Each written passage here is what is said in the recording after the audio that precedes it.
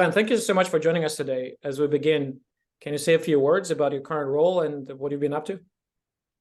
Sure. Thank you for having me. Glen Shok. So I'm the VP of Marketing at Netgate, which are the stewards of PFSense in the community. So PFSense CE, as well as PFSense Plus, as well as Tensor. I understand. And as VP of Marketing, what kind of roles and functions report to you?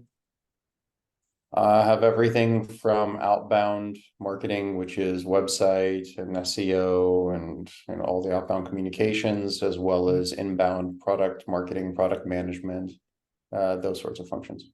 I understand. And it's I noticed that you had stints at fairly large organizations like Oracle. I saw I think Cisco, and now you're in kind of rapidly growing small organization. But what was the first door as you knocked on? What was your entry point into cybersecurity marketing?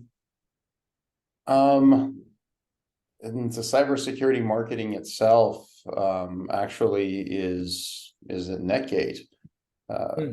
Is my first role. Prior to that, I've spent time in networking, right? So Cisco, a lot of people chuckle. Cisco had PIX, the firewall way back when in the late 90s, early 2000s. So as part of that, we sold PIX and the whole nine yards. But I was always on the sales side. And then from going from Cisco as well as other startups where I was in sales and business development, I went on to do marketing and product management specifically at a couple small companies. They got acquired into larger companies.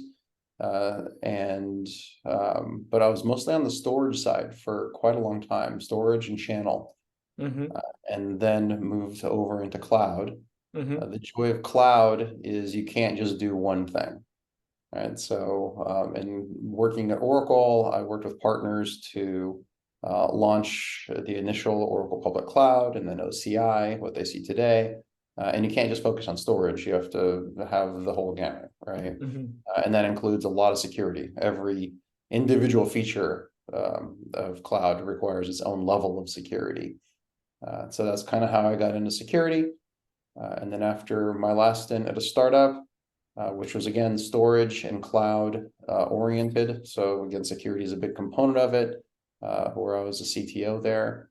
And I moved into Netgate around cloud and marketing. I understand. What an amazing journey. So large organization, small organization, sales, marketing, CTO, so you're technical. It feels like you've sat on so many chairs and you've been wearing so many different hats. Which affords a very unique perspective. I wonder, from that vantage point, what would be your advice for someone who is either looking to make a transition from technology marketing to cybersecurity marketing, or maybe even kind of more upstream of that, someone who's junior, just getting started? What would be your advice? What some of the things you would advise junior professionals to focus on to set them up for success in their career? Yeah, no matter what size ship you want to captain, you can't be a good job captaining that ship unless you've spent time in the engine room, right? So if you want to be a leader in any role outside of engineering, right, where you can engineering without having worked in sales, right? But if you want to be a sales leader, if you want to be a marketing leader, you should spend time in all the other organizations so that you can respect how they work and you have knowledge in how they work prior to going on in your role. It'll make you stronger. For example, if you are starting off in marketing and brand and social, it will only improve your career if you take time and work in inside sales or outside sales. Understand the plight of the salesperson, right? And then go and continue your path in marketing and product and everything else. And the reverse is also true. If you want to be a really good outside salesperson, spend some time within a marketing organization and understand how marketing qualified leads work, and how do these leads come from? Where do they come from? Why is it so hard to generate them? And why, when a salesperson goes to marketing and say, I don't have any leads, well, they don't just fall from the sky, right? So if you understand how the other organizations that support you work, you'll do better off, specifically in a leadership role down the way. So within my career, I've been a system engineer, I've led system engineers, I've been a product marketing person, I've been a channel marketing person in various companies, and technical as well, right? Went over to the CTO side, but I was still an outbound role, right? Where I was setting product direction, but we had an engineering lead that actually worried about the implementation of it. It's just more of a, what does the future hold? Working with customers there. So the more of those types of different roles you fill as you grow within a career, you will know the plight of the other folks within the organization, and it will make for a lot smoother sailing. And you also know how to support them a lot better, right? Especially if you're a marketing VP, such as myself, you need to support your salespeople. You need to find a way to get them leads. You understand what they're hungry for and the type of leads that are good for them, versus, hey, I gave you 50 leads. Yeah, but 49 of them were garbage, right? So we don't hand garbage leads to our salespeople, because I would look at them and go, yeah, it's not going to work. Interesting. So it's almost like it's easier to feel empathy to other areas of the organization if you walked in their shoes a mile, rather than kind of outside looking in. You may have an idea, but you don't know for sure. And it's I think it goes, I mean, it aligns all parts of the organization around North Star or whatever it is. It's revenue, top line growth. If people can appreciate what other department is dealing with, it kind of aligns. It makes for a more cohesive team rather than silo organizations with their separate goals. Yeah, I'd rather hire a product manager that was an SE than a Harvard MBA. Right. I've actually had Harvard MBAs that didn't know how to make a pivot table. For real, right? I know high school graduates that know how to make. My daughter could make a pivot table, right, coming out of high school. But seriously, they looked at me like a confused German Shepherd, and I said, "Okay, you own this product. Show me a pivot table on this, this, and this." And they're like, "How do you do that?" It was mind-boggling to me. But a product manager that was an SE has empathy for what a pre-sales technical person does, because they've done it, and they know what kind of content to deliver to the field to actually sell the thing that they're pushing inbound. Interesting. And kind of with this in mind, do you think it's easier to get this exposure, whether the technical skills or go into sales and then to marketing? Do you think it's easier in a smaller, let's say a startup where everyone is wearing so many hats by definition and things are growing so quickly? I would imagine that going from one department to another in a larger organization is a little bit, I mean, it's probably not as easy, just given that people are more specialized. So is it something that you recommend? Yeah, startups are more conducive to that. I think I held like 5 or 6 different jobs in 10 years of Oracle too. So if you find a hole and you fill it, right, they'll just give you that job that they needed it. And that's what I recommend for anybody is, no matter what organization you're in, do your job, but also notice things that aren't being done and then just start doing that.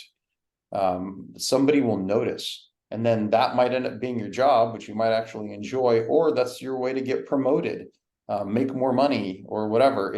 But if you just sit and do only the things you were assigned to do, and usually that only takes 4 hours a day out of an 8-hour day, that's not your way to get promoted. That's not your way to more money. That's not your way really to a good career. It's being inquisitive. It's helping the team, and a good leader will always notice that and reward it. For sure. Switching gears a little bit, when I think of marketing, it appears that it's a toolbox with tools, whether it's demand gen, whether it's events like RSA or Black Hat, whether it's outbound marketing, whether it's content, social media. There are so many SEO. There are so many different tools in the toolbox, and it feels there are no silver bullets in this business, and it's just a matter of what mixture of tools is optimal for a particular company, for a particular product. What's working for you now?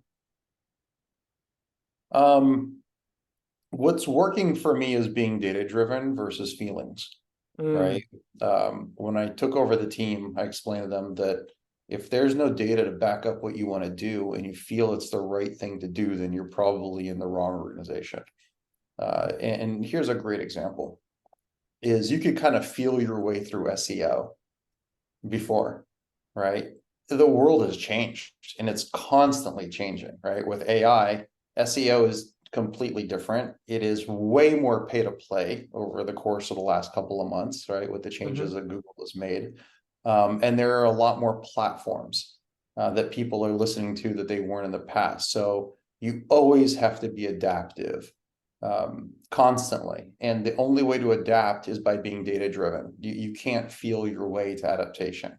You have to adapt based on the environment changes, your metrics have changed, and that's how you grow. So what's working for me is utilizing my tools. I'm not going to plug HubSpot, but we're all based on HubSpot, and HubSpot gives you a lot of data, right? On our website, which is through HubSpot, as well as our CRM, right? Forecasting systems, a whole 9 yards. And we're going to do what works. We're going to post blogs that work. We're going to go to events that work and generate money. And I'm all bang for the buck, right? Netgate is a 100-person company. Our revenue is relatively public, so it's within the 30s, 30 million a year plus. So we're not a huge company, but we're private and we're profitable. But my marketing events, for example, this year need to provide outcomes. And those outcomes have to be around where is our business leveling off and I need a boost. So my cloud business is amazing. So why spend more money on that when I have awareness, I have growth, but my appliance business is in a down market. Our appliance business is going up a little bit, but I want it to go up more. And there is a shift happening, for example, within the ISP space where they're going to go to 10 and even 25 gigabit per second connections to the home and businesses from regular old ISPs, right? It's a crazy world. And there's not a lot of firewalls out there, appliance-based firewalls that can keep up with a 10 and a 25 gig connection. We can, and we have them, and they can be priced for the consumer. So where do I need to go? I need to go to ISP and MSP shows if I want to increase my hardware. And those are relatively inexpensive shows compared to, like, let's say going and putting up a booth at reInvent, right? Which isn't really going to improve my revenue from the cloud because it's already doing great. It'll make me get more love from AWS, but that's a lot to pay for love. Right? So yeah, it's all about data. It's about bang for the buck. And what does the data show where I need to improve? And that's where my focus is going to be. Interesting. Well, a few comments. It certainly appears that HubSpot, even though it started as a SMB play, I think it's the product has matured that I think they are, or if they're not, they will be given Salesforce a run for the money. Certainly. I mean, it's from kind of outside looking in. On the event side, I talked to some of my friends, and they gave me numbers of what it costs all in with the booth and travel. And it's even for a relatively modest organization, the amounts are staggering. And a lot of them are trying to figure out, they're not exactly questioning participation, but they want to figure out a way how to get more with less, I guess. I don't know, maybe smaller footprint, but more engagement outside of kind of the main floor, whether it's an event in a hotel next door or something on those lines. So it's certainly, I think, on a lot of people's minds, getting the bang I'd pay for a buck. speaking engagement. I'd pay to speak and then have an event at a hotel within that hotel or next door. Yeah. Right. Versus having a $30,000 booth where people are just going to walk by. The same people, if they're interested in my topic, or would hear me speak and then seek me out. That's always worked well, because if they seek you out, that's a lead, right? That's actually somebody that wants to work with you versus somebody that throws you a business card to get a tchotchke.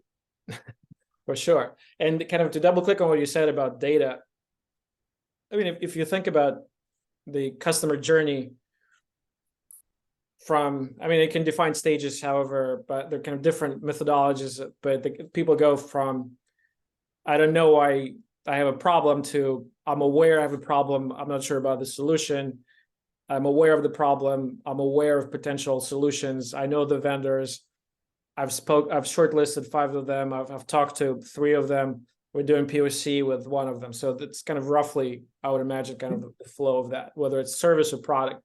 Same way you buy a car. Exactly. Right.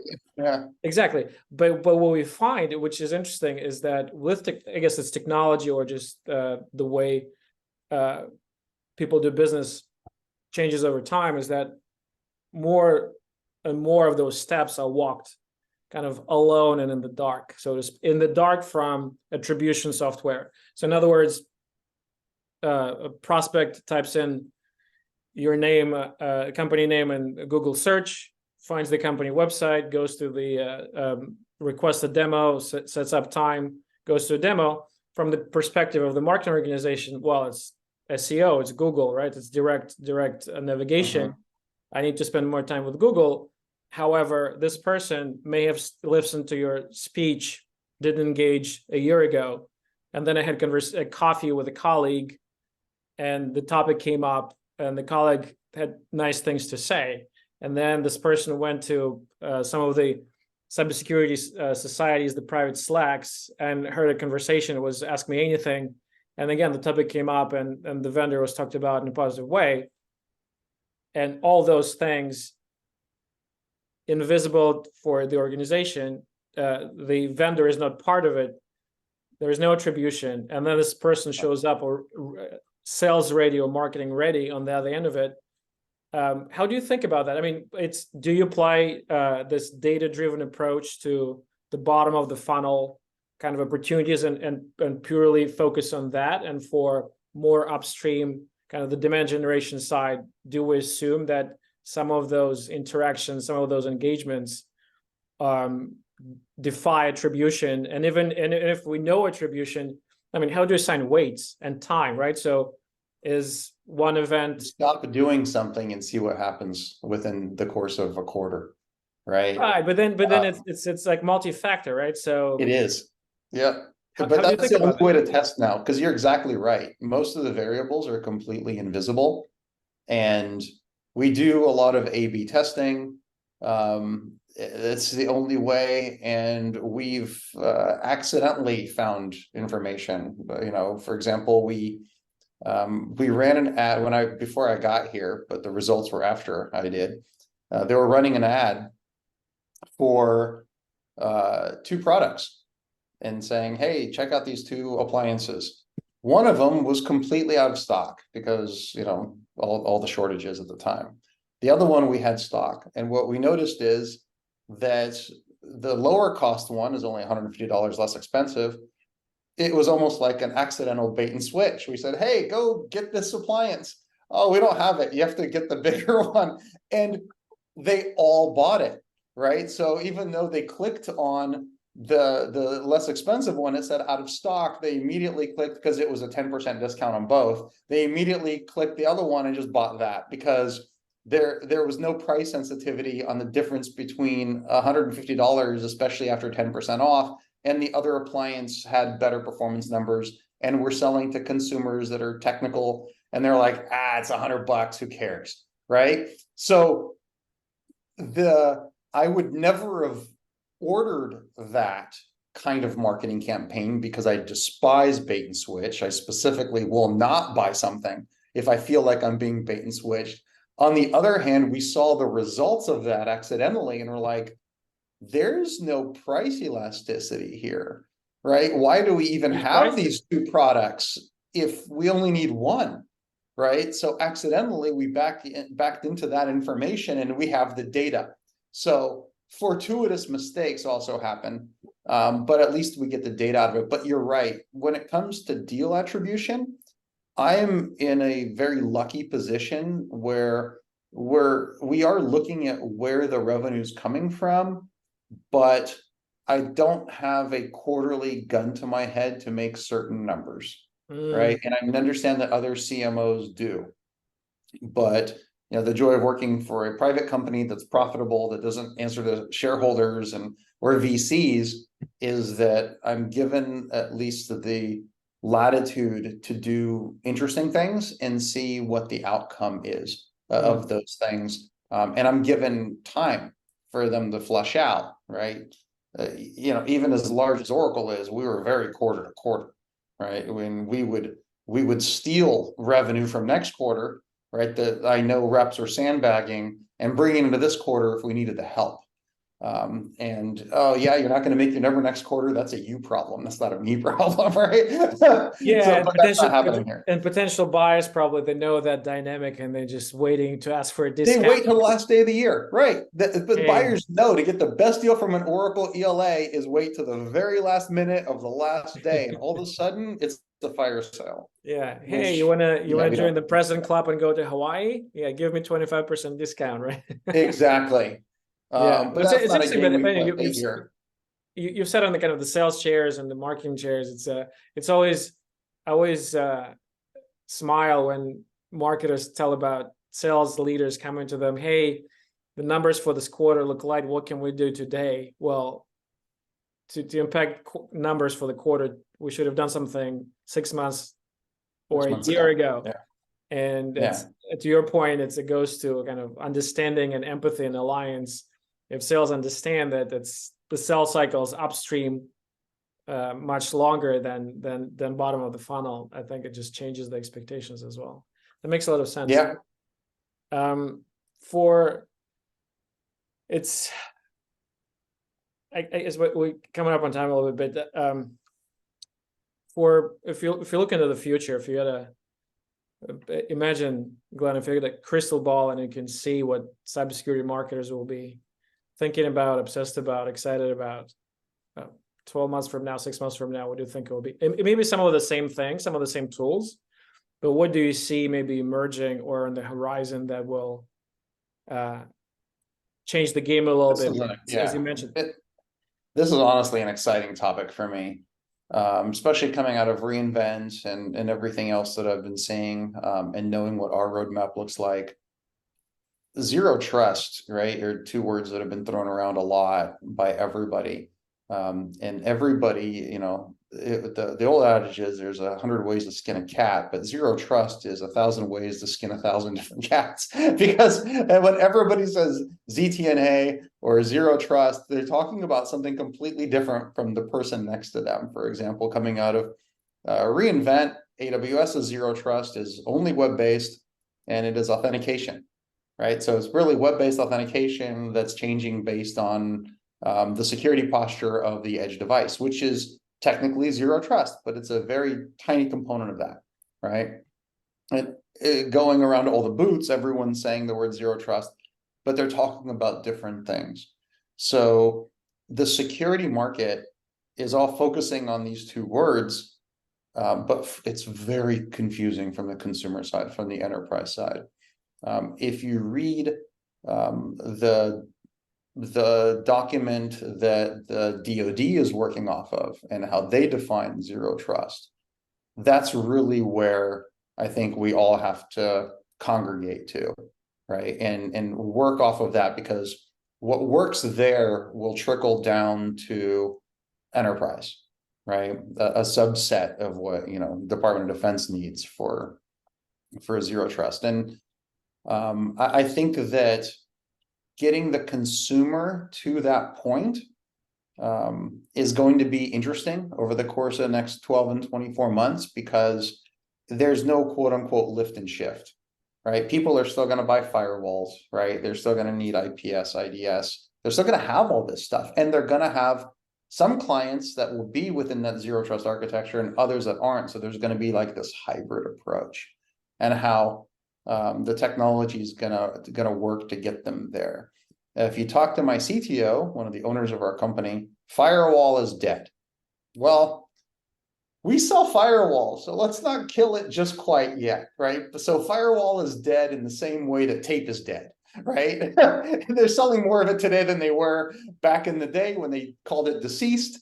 But cyber insurance companies are still going to require firewalls for the same reason that auto insurance companies are still requiring car alarms on a Kia, which is the #1 stolen car in America. It will lower your premium. What's it doing to keep it from being the #1 stolen car in America? Probably not much. Absolutely nothing.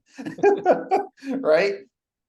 So firewalls will have their place in this hybrid architecture, but it's a very exciting time for cybersecurity because of the attack surface is just blown up, right? With cloud, with on-premises, with mobile devices that are Work working from home. Work from home. Yeah, work from home, right? People are working on these mobile devices at home, and you don't know what the security posture is in the person's house. It's probably very minimal. So getting to zero trust is going to be an interesting journey. I think it's the cybersecurity equivalent of going from data center to cloud, 8-10 years ago. It's going to be an interesting process, but I think that we have to get there because, and as our tagline says, zero trust begins at the edge.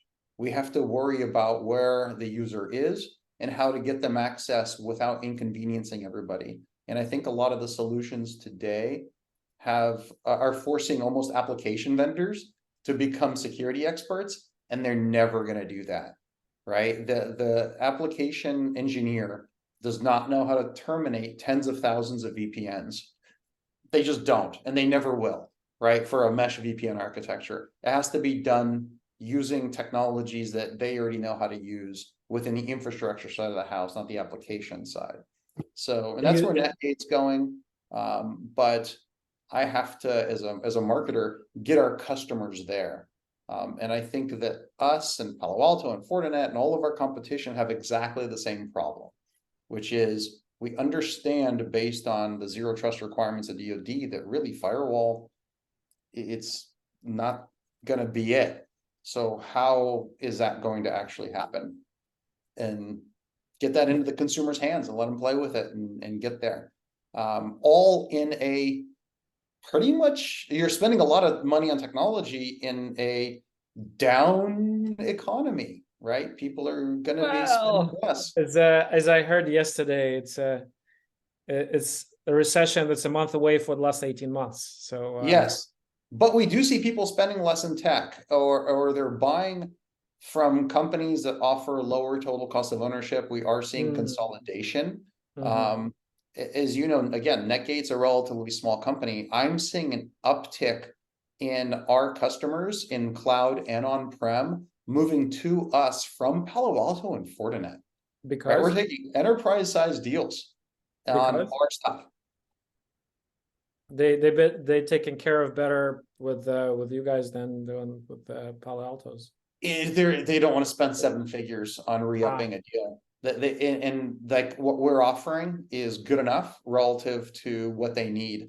So you don't need maybe Palo Alto's everywhere, right? And do you think if you look at the zero trust you mentioned, and Thomas, is it kind of first agreeing on the terms to make sure that everyone, when people say zero trust, they all mean the same thing? So is it more of a messaging problem first, and then technology that addresses the requirements that DoD put forward?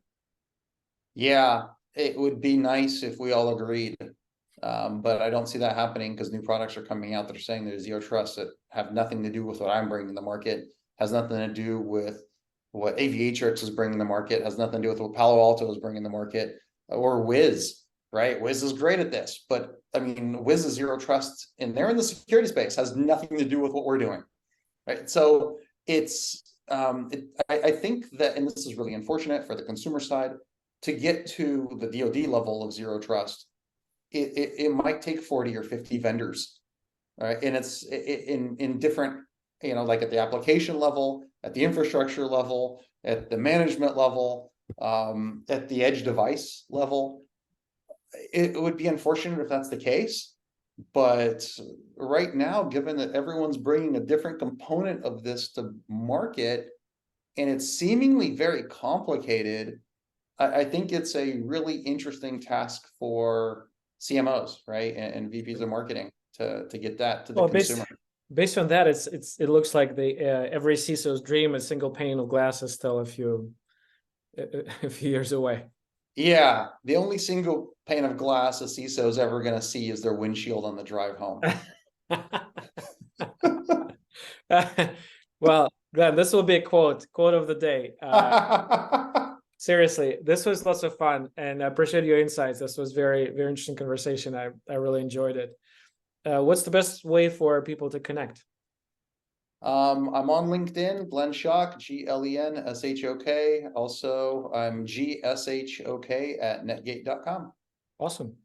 Well, I hope whether it's Black Hat in Vegas or RSA, I hope we'll get a chance to meet face to face at some point. Yeah, I live here. Come on down. I know the best steakhouses. Sounds good. Thank you so much.